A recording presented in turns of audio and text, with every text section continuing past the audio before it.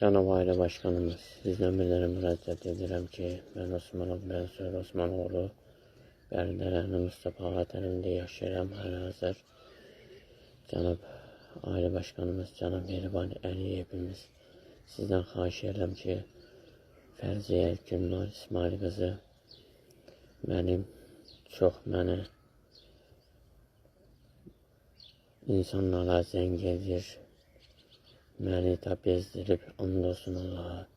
Yazı bacılar malumət verir, atamın dayısı oğlu ona zəng edir.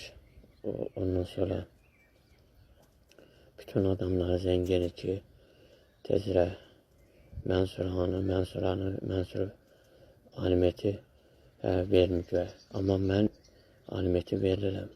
Amma mən heç halda işləyə bilmirəm. İş qrupum yoxdur. Getmişəm kəsabitin yanına, kəsabitinə deyirəm ki, mühafizə sağlamlıq kağızı ver. Deyir, mən heç vaxt o səhv hərəkət eləmərəm. Cənab Ailə Başqanımız, Cənab Mehriban Əliyevimiz, sizdən xahiş edirəm, bir dərəcəlik buna bir çarə qılın.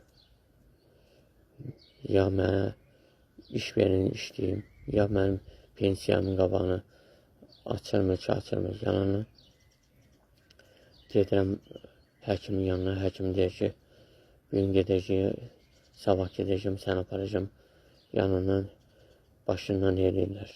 Cənab Ailə Başqanımız, Fərziyə Gülnar İsmail qızı da canımızı, boğazımızı yığıb bizim. Gündə o adam olmasın ki, zəng eləməmiş olmasın.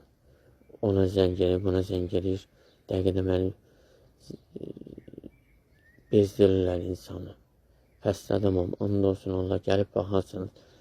Mənim atam xəstədir. Özüm xəstəyim, həm gözümlə 1% görür mənim gözüm. Sağ görüm 1% görür. Ondan sonra başımda problemlər var. Cənab Ailə Başqanı, bu insan mənim canım boğazımı yığıbdır.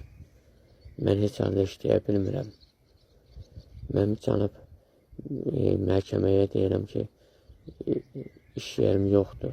Deyir, mən nə alım ki, yaşı gedim oğluq eləyim. Gedim kimisə damını yarım. Gedim kimisə evini yıxım. Bəs yaşı, iş yox, güc yox. Bu qızın mənlə niyə çəkmir?